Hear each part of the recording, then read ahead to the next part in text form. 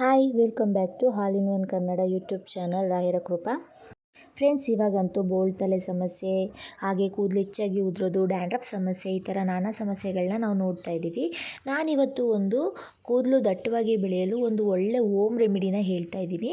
ಇದನ್ನು ನೀವು ನಿಮ್ಮ ಕೂದಲಿಗೆ ಅಪ್ಲೈ ಮಾಡೋದ್ರಿಂದ ನಿಮ್ಮ ಕೂದಲಲ್ಲಿ ಬೇಕಾದಂತಹ ಎಲ್ಲ ಪೌಷ್ಟಿಕಾಂಶಗಳನ್ನ ಇದು ಒದಗಿಸೋದ್ರ ಜೊತೆಗೆ ಕೂದಲು ದಟ್ಟವಾಗಿ ಬೆಳೆಯಲು ಇದು ಸಹಾಯ ಮಾಡುತ್ತೆ.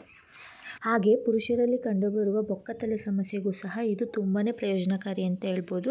ಅದರಿಂದ ಈ ಮನೆಮದ್ದನ್ನು ಒಮ್ಮೆ ಉಪಯೋಗಿಸಿ ನಿಮ್ಮ ಕೂದಲಿಗೆ ಅಪ್ಲೈ ಮಾಡಿ ನೋಡಿ. ಹಾಗೆ ಇದರಿಂದ ಎಲ್ಲ ಪೌಷ್ಟಿಕಾಂಶಗಳು ಸಿಗುವುದರ ಜೊತೆಗೆ ನಿಮ್ಮ ಕೂದಲು ದಟ್ಟವಾಗಿ ಆರೋಗ್ಯ ಬೆಳೆಯಲು ಸಹಾಯ ಆಗುತ್ತೆ.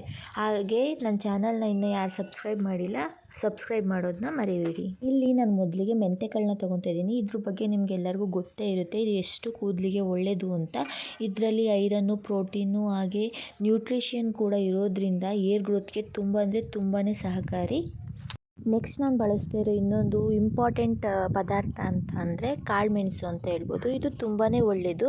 ಯಾಕಪ್ಪ ಅಂದರೆ ಇದು ಕೂದಲು ಬೆಳವಣಿಗೆಗೆ ತುಂಬ ಅಂದರೆ ತುಂಬ ಪ್ರಯೋಜನಕಾರಿ ಅಂತ ಹೇಳ್ಬೋದು. ಕಾಳುಮೆಣಸಲ್ಲಿ ರಿಚ್ ಆದ ಮಿನರಲ್ಸ್, ವಿಟಮಿನ್ಸ್ ಇರೋದ್ರಿಂದ ಈ ಎಲ್ಲ ಅಂಶಗಳು ಕೂದಲು ಬೆಳವಣಿಗೆಗೆ ತುಂಬ ಸಹಕಾರಿಯಾಗುತ್ತೆ.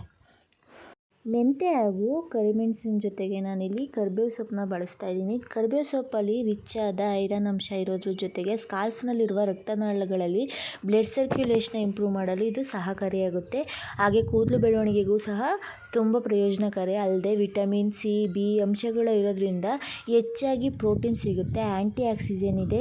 ಈ ಎಲ್ಲ ಅಂಶಗಳು ಕೂದಲು ಬುಡವನ್ನು ಗಟ್ಟಿ ಮಾಡಲು ಸಹಕಾರಿಯಾಗುತ್ತೆ. ಹಾಗೆ ಏರ್ ಫಾಲ್ ಸಮಸ್ಯೆ ಹಾಗೆ ವೈಟ್ ಹೇರ್ಸ್ ಸಮಸ್ಯೆಗಳಿಗೆ ಇದು ತುಂಬಾ ಪ್ರಯೋಜನಕಾರಿ. ಈಗ ನಾನು ಈ ಆಯಲ್ನ ಹೇಗೆ ಪ್ರಿಪೇರ್ ಮಾಡೋದು ಅಂತ ತಿಳಿಸ್ಕೊಡ್ತೀನಿ. ಮೊದಲಿಗೆ ನಾನು ಒಂದು 2ರಿಂದ 3 ಸ್ಪೂನು ಮೆಂತೆಕಾಳನ್ನ ಒಂದು ಪಾತ್ರೆಗೆ ಹಾಕ್ಕೊಂಡು ಅದ್ರ ಜೊತೆಗೆ ಒಂದು 20ರಷ್ಟು ಕಾಳುಮೆಣಸನ್ನ ಆ್ಯಡ್ ಮಾಡ್ಕೊತಾ ಇದ್ದೀನಿ. ಎರಡನ್ನೂ ಜೊತೆಗೆ ಹಾಕ್ಕೊಂಡು ಒಂದು ಅರ್ಧದಷ್ಟು ಮಾತ್ರ ಹುರ್ಕೋಬೇಕು. ಅಂದರೆ ಪೂರಾ ಫ್ರೈ ಆಗಬಾರ್ದು, ಒಂದು ಅರ್ಧದಷ್ಟು ಮಾತ್ರ ಅದನ್ನು ಫ್ರೈ ಮಾಡ್ಕೋಬೇಕು, ಮೆಂತೆಕಾಳನ್ನು ಹಾಗೂ ಕಾಳುಮೆಣಸನ್ನು. ನಂತರ ಅದ್ರ ಜೊತೆಗೆ 1 ಬೌಲ್ ಆಗುವಷ್ಟು ಕರಿಬೇವು ಸೊಪ್ಪನ್ನ ಆ್ಯಡ್ ಮಾಡಿಕೊಂಡು ಅದರಲ್ಲಿ ನೀರಿನಂಶ ಹೋಗೋವರೆಗೂ ಚೆನ್ನಾಗಿ ಫ್ರೈ ಮಾಡ್ಕೋಬೇಕು.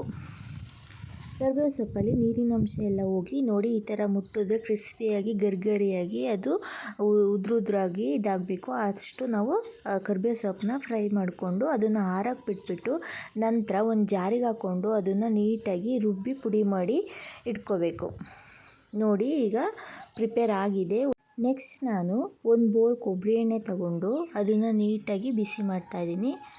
ಅಂದರೆ ಲೋ ಫ್ಲೇಮಲ್ಲಿ ಇಟ್ಬಿಟ್ಟು ನೀಟಾಗಿ ಕಾಯಿಸ್ಕೋಬೇಕು. ನಂತರ ಅದಕ್ಕೆ 2 ಸ್ಪೂನು ನಾವು ಪ್ರಿಪೇರ್ ಮಾಡಿದಂಥ ಪೌಡ್ರನ್ನ ಅದರೊಳಗೆ ಹಾಕ್ಕೊಂಡು ಚೆನ್ನಾಗಿ ಮಳ್ಳಿಸ್ಬೇಕು. ನೋಡಿ, ಈಗ ಆಗಿದೆ. ಈ ಥರ ಕುದಿ ಬಂದಾದಮೇಲೆ ಅದನ್ನು ಆಫ್ ಮಾಡಿ ನೀಟಾಗಿ ತಣ್ಣಗಾಗೋವರೆಗೂ ಬಿಟ್ಬಿಟ್ಟು ನಂತರ ಅದನ್ನು ನೀಟಾಗಿ ಸೋಸಿ ಒಂದು ಬೌಲಲ್ಲಿ ಹಾಕ್ಕೊಂಡು ಇಟ್ಕೋಬೇಕು. ಇದು ನಿಮಗೆ ಒಂದು 2ರಿಂದ 3 ತಿಂಗಳು ಸಹ ನೀವು ಈ ಆಯಲ್ನ ಯೂಸ್ ಮಾಡ್ಬೋದು. ನೋಡಿದ್ರಲ್ಲ ಫ್ರೆಂಡ್ಸ್, ಇವತ್ತಿನ ವಿಷಯ ಇದಾಗಿತ್ತು. ಇದು ನಿಮಗೆಲ್ಲ ಸಹಕಾರಿಯಾಗ್ಬೋದು ಅಂತ ನಾನು ಅಂದ್ಕೊತೀನಿ. ಈ ವಿಷಯ ನಿಮಗೂ ಸಹ ಇಷ್ಟ ಆಗಿದ್ದರೆ ಈ ಮನೆಮದ್ದನ್ನು ನೀವು ಸಹ ಒಮ್ಮೆ ಮನೆಯಲ್ಲಿ ಟ್ರೈ ಮಾಡಿ ನೋಡಿ. ಹಾಗೆ ಡಿಫ್ರೆನ್ಸ್ ಸಹ ನಿಮಗೆ ಗೊತ್ತಾಗುತ್ತೆ. ಹಾಗೆ ನನ್ನ ಚಾನಲ್ನ ಯಾರ್ಯಾರು ಸಬ್ಸ್ಕ್ರೈಬ್ ಮಾಡಿಲ್ಲ, ಪ್ಲೀಸ್ ಸಬ್ಸ್ಕ್ರೈಬ್ ಮಾಡಿ. ಹಾಗೆ ಲೈಕ್ ಆ್ಯಂಡ್ ಶೇರ್ ಮಾಡೋದನ್ನ ಮರಿಬೇಡಿ. Thank you.